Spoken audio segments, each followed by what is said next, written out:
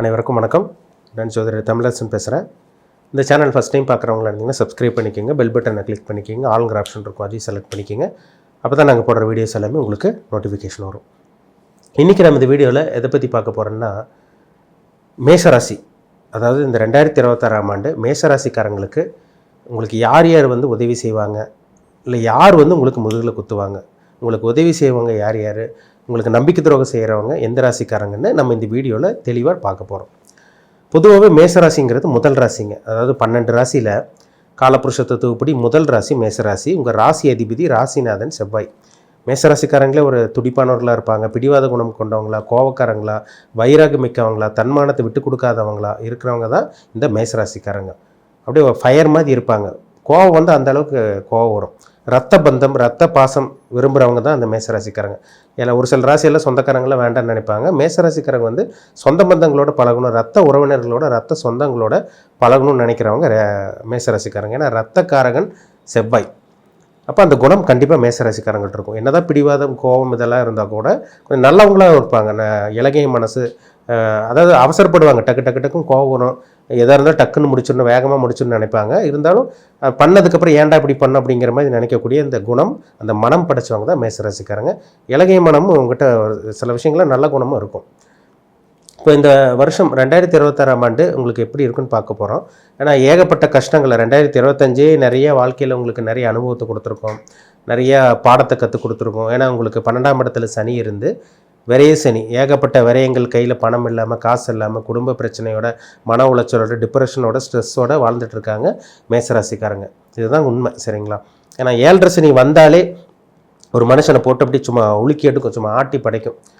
நிறைய அனுபவங்கள் கற்றுக் கொடுத்துருக்கோம். 2025ஆம் ஆண்டு நிறைய அனுபவங்கள் மேஷராசிக்காரங்களுக்கு கற்றுக் கொடுக்கும். நீங்கள் வந்து பரணி நட்சத்திரமாக இருக்கலாம், அஸ்வினி நட்சத்திரமாக இருக்கலாம், கார்த்திகை நட்சத்திரமாக இருக்கலாம். அவங்க வயதுக்கு தகுந்த மாதிரி சில விஷயங்களும் சில அனுபவங்களும் உங்களுக்கு கிடச்சிருக்கும். இது எல்லாமே 7.5 சனினால தான் வரும், ஒன்றுமே காரணம் கிடையாது. 7.5நால தான் சில பிரச்சனைகள் நடந்திருக்கும். இந்த வருடம் உங்களுக்கு யார் யார் உதவி செய்வாங்க, எந்தெந்த ராசிக்காரங்க உங்களுக்கு உதவி செய்வாங்க, எந்தெந்த ராசிக்காரங்க உங்களுக்கு முதுகில் குத்துவாங்க, நம்பிக்கை துரோகம் செய்வாங்க, உங்களை ஏமாற்றுவாங்க, இதெல்லாமே நம்ம இந்த வீடியோவில் தெளிவாக பார்க்க போகிறோம். மேஷம், பொதுவாகவே மேஷராசிக்காரங்களுக்கு வந்து பார்த்திங்கன்னா ஒரு சில ராசியில் நண்பர்கள் அமைவாங்க. அதாவது சூரியனோட ராசி சிம்மராசியில் பிறந்தவங்க, கடகராசியில் பிறந்தவங்க, அதாவது குருவோட ராசி தனுசு ராசி, மீன ராசியில் பிறந்தவங்க கொஞ்சம் நண்பர்களாக இருப்பாங்க. ஒரு சில பேர் கணவன் மனைவியாக கூட அமைஞ்சிருக்கலாம், வாய்ப்புகள் இருக்குது, நிறைய இருக்குது, அந்த மாதிரி சான்ஸ் இருக்குது. ஒரு சில ராசிக்கு வந்து பார்த்திங்கன்னா செட்டே ஆகாது. ஒரு சில ராசிக்காரங்களுக்கு உங்களுக்கு ஆகவே ஆகாது. ஒரு சில ராசிக்காரங்களோட மட்டும்தான் உங்களுக்கு செட் ஆகும். அது என்ன காரணம்னு கேட்டிங்கன்னா அந்த ஒரு ஈர்ப்புத்தன்மை தாங்க. ஏன்னா கிரகங்கள் வந்து நட்பு பகைன்னெல்லாம் இருக்குது. இப்போ வந்து சூரியன், சந்திரன், செவ்வாய், புதன், குரு, சுக்கிரன், சனி, ராகு, கேது, இது எல்லாமே வந்து பார்த்திங்கன்னா ஒவ்வொரு கிரகங்களுக்கும் ஒவ்வொரு கேரக்டர் இருக்கும், ஒவ்வொரு குணம் இருக்கும். அதே மாதிரி தான் அந்த கிரகங்கள் தான் மனுஷனே ஆட்டி படைச்சிட்டு இருக்கு. கிரகங்களோட தாக்கம் தான் மனுஷனோட உடம்புல உச்சந்தலை முதல் உள்ளங்கார வரைக்கும் ஆட்டி படைச்சிட்டு இருக்கு. அதுதான் உண்மை, சரிங்களா? அப்போ வந்து செவ்வாய்க்கு வந்து ஒரு சில கிரகங்கள் நட்பாக வரும், ஒரு சில கிரகங்கள் பகையாக வரும். இப்போ வந்து பாருங்கள், உங்களுக்கு இந்த வருஷம் யார் யார் உங்களுக்கு உதவி செய்வாங்கன்னு பார்த்தீங்கன்னா, பொதுவாகவே வந்து பார்த்திங்கன்னா தனுசு ராசிக்காரங்க வந்து உங்களுக்கு சப்போர்ட் பண்ணிடுவாங்க. என்ன காரணம்னா அது உங்களுக்கு ராசிக்கு வந்து 9ஆம் ராசியாக வரும்.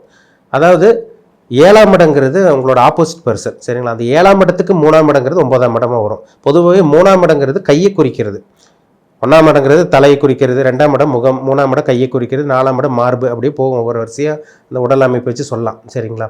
இப்போ ராசிக்கு வந்து பார்த்திங்கன்னா 3ஆம் அதிபதி, உங்கள் ராசிக்கு யார் 3ஆம் அதிபதி? புதன் வருவார் உங்களுக்கு. அப்போ நீங்கள் வந்து மிதுன ராசிக்காரங்கிட்ட கை நீட்டி உதவி கேட்டிங்கன்னா கண்டிப்பாக மிதுன ராசிக்காரங்க உங்களுக்கு சப்போர்ட் பண்ணுவாங்க. கேட்காம கிடைக்கக்கூடிய உதவின்னு வந்து பார்த்திங்கன்னா 9ஆம் இடம். ஏன்னா 9ஆம் இடங்கிறது அதிர்ஷ்டம், பாக்கியம், கொடுப்பனை, லக்கு, ஃபார்ச்சூன் சொல்லுவாங்க. அப்போ அந்த 9ஆம் அதிபதி யார்? குரு. அப்போ தனுசு ராசி அல்லது தனுசு லக்னத்தில் பிறந்தவங்க, நீங்கள் மேஷ ராசி மேஷ லக்னமாக இருக்கலாம், உங்களுக்கு வந்து தனுசு ராசி அல்லது தனுசு லக்னத்தில் பிறந்தவங்க உங்களுக்கு சப்போர்ட்டாக இருப்பாங்க, ஹெல்ப் பண்ணுவாங்க. இல்லை நீங்கள் வாண்டடாக போய் கை நீட்டி உதவி கேட்குறீங்க, ஒரு சப்போர்ட் கேட்குறீங்கன்னா அது மிதுன ராசி அல்லது மிதுன லக்னமாக இருப்பாங்க. இப்படி தான் உங்களுக்கு வரும்.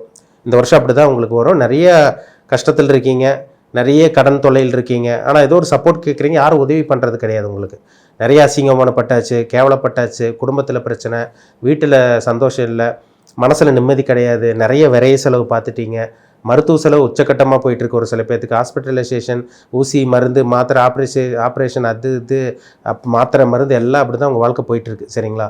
இந்த வருஷம் வந்து பார்த்திங்கன்னா கொஞ்சம் நீங்கள் கவனமாக இருக்கணும்.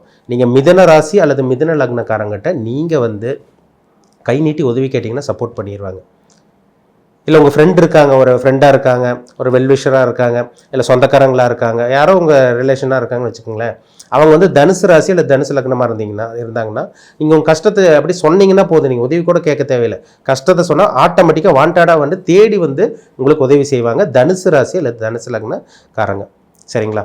மிதுன ராசி மிதுன லக்னக்காரங்கிட்ட நீங்கள் வாண்டடாக போய் உதவி கேட்கலாம், சப்போர்ட் கிடச்சிரும். உங்களுக்கு கேட்காம கிடைக்கக்கூடிய உதவின்னா தனுசு ராசி தனுசு லக்னக்காரங்க கண்டிப்பாக உங்களுக்கு உதவி செய்கிறவங்களா இருப்பாங்க. சரிங்களா? அதில் மாற்றமே கிடையாது. இந்த வருஷம் கேட்ட இடத்துலலாம் உதவி கிடைக்கும். இந்த 2 ராசிக்காரங்கிட்ட கண்டிப்பாக உங்களுக்கு உதவி கிடைக்கும்னு கன்ஃபார்மாக சொல்லிடலாம். உங்களுக்கு ஆகாத ராசி என்னென்னு பார்த்தீங்கன்னாங்க, உங்களுக்கு பொதுவாக மேச ராசிக்காரங்களுக்கு, அதாவது விருச்சக ராசிக்காரங்க அதாவது சமநிலையாக இருப்பாங்க, சண்டை பிடிப்பாங்க, திடீர்னு கோவப்படுவாங்க, அப்புறம் சண்டை பிடிச்சி சேர்ந்துற மாதிரியெல்லாம் வரும். இது விருச்சக ராசிக்கும் மேஷத்துக்கும் விருச்சகத்துக்கும் அப்பப்போ பஞ்சாயத்து ஆகி பிரச்சனை வந்தால் கூட மறுபடியும் ஒன்று சேர்ந்துருவாங்க. ஆனால் உங்களுக்கு செட்டே ஆகாதுன்னு பார்க்கும்போது, இப்போ உங்கள் மைண்டு ஒரு நிலையில் இருக்கும், அடுத்தவங்க ஆப்போசிட்டில் இருக்கவங்க வந்து பார்த்திங்கன்னா உங்களோட கருத்தை ஏற்றுக்க மாட்டாங்க, அப்படியே ஆப்போசிட்டாக இருக்கும். நீங்கள் ஒரு கலர் பிடிச்சிருக்கீங்க, அவங்க ஒரு கலரும்பாங்க, நீங்கள் ஒன்றுனீங்கன்னா அவங்க 3ம்பாங்க, அப்படியே ஆப்போசிட்டாக சொல்லுவாங்க. அது எந்த ராசினா கன்னி ராசிக்காரங்க. இந்த மேஷத்துக்கும் கன்னிக்கும் ஆகவே ஆகாதுங்க. ஏன்னா மேஷங்கிறது செவ்வாயோட வீடு, கன்னிங்கிறது யார்? புதனோட வீடு. ஜென்ம பகை, ஜென்ம விரோதி. அப்போ எப்படி செட் ஆகும் உங்களுக்கு? உங்களுக்கு பாருங்கள், கன்னி ராசிக்காரங்க உங்களுக்கு நண்பராக இருக்கலாம், இல்லை கணவனோ அல்லது மனைவியாக இருக்கலாம், இல்லை சொந்தக்காரங்களாக இருக்கலாம், இல்லை ரொம்ப வருஷமாக பழகிட்டு இருக்கலாம். திடீர்னு பிரேக் ஆகக்கூடிய வாய்ப்பு இந்த வருஷம் உங்களுக்கு இருக்குது. அதனால் மேஷ ராசிக்காரங்க விருச்சிக ராசிக்காரங்கிட்ட கொஞ்சம் கவனமாக இருந்துருங்க. கன்னி ராசிக்காரங்கிட்ட சுத்தமாக ஆகாது. நீங்கள் மேஷ ராசி அல்லது மேஷ லக்னமாக இருக்கலாம், உங்களுக்கு கன்னி ராசி அல்லது கன்னி லக்னக்காரங்க கண்டிப்பாக ஜென்ம விரோதியாக இருப்பாங்க. உங்களுக்கு ஒரு செட்டே ஆகாதுங்க. ஒரு டீப் அண்டர்ஸ்டாண்டிங், ஒரு நல்ல ஒரு அஃபெக்ஷன், அண்டர்ஸ்டாண்டிங் இதெல்லாம் வர்றதுக்கு வாய்ப்பே இல்லை. சும்மா அப்படி மேலோட்டமாக பேசிக்கலாம், பழகிக்கலாம், அவ்வளோதான். மற்றபடி மேஷ ராசிக்காரங்களுக்கு, மேஷ லக்னக்காரங்களுக்கு இந்த கன்னி ராசி அல்லது கன்னி லக்னக்காரங்க சுத்தமாக ஆகவே ஆகாது. இந்த ராசிக்காரங்க உங்களுக்கு முதுகில் குத்தக்கூடிய வாய்ப்பு இந்த வருஷம் அதிகமாக இருக்குது. நல்லா நண்பராக பழகிட்டு இருப்பாங்க, நல்லா ஃப்ரெண்ட்ஷிப்பாக பழகுவாங்க, கூடவே இருப்பாங்க, முதுகில் குத்திட்டு போயிடுவாங்க. இந்த ராசிக்காரங்க தான். அதனால் கவனமாக இருங்க. விருச்சிக ராசிக்காரங்க கூட ஒரு சில பேர் உங்களுக்கு நம்பிக்கை துரோகம் பண்ணுறதுக்கு வாய்ப்பு இருக்குது. ஆனாலும் அந்த நம்பிக்கை துரோகம் பண்ணால் கூட அந்த விருச்சகம் ஒரு சில பேருக்கு செட் ஆகும், ஒரு சில பேருக்கு செட் ஆகாது. சரிங்களா? அது 2 in 1 வேலை செஞ்சிடும் உங்களுக்கு. ஆனால் கன்னி ராசி கன்னி லக்னக்காரங்க உங்களுக்கு ஆகவே ஆகாது. சரிங்களா? அதனால் பொதுவாகவே மேஷராசிக்காரங்க இந்த கன்னி ராசி அல்லது கன்னி லக்னக்காரங்கிட்ட நீங்கள் கொஞ்சம் கவனமாக இருக்கிறது ரொம்ப ரொம்ப நல்லது. இந்த வருஷம் நீங்கள் மிதுன ராசிக்காரங்கிட்ட ஹெல்ப் கேட்கலாம். தனுசு ராசிக்காரங்க வந்து உங்களுக்கு பழக்கமாக இருந்தாங்கன்னா அவங்க வாண்டடாக வந்து உங்களுக்கு உதவி செய்வாங்க.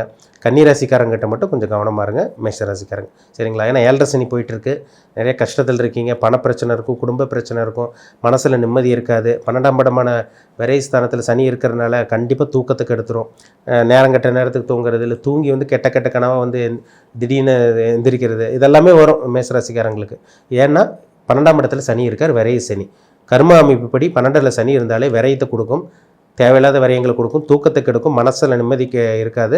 குடும்பத்தை 2ஆம் இடத்தை சனி 3ஆம் பார்வையை பார்க்கறதுனால குடும்ப சம்மந்தப்பட்ட விஷயங்கள் இதெல்லாம் கொஞ்சம் நீங்கள் கவனமாக இருக்கணும். பேச வேண்டிய பேச்சில் கவனமாக இருங்க.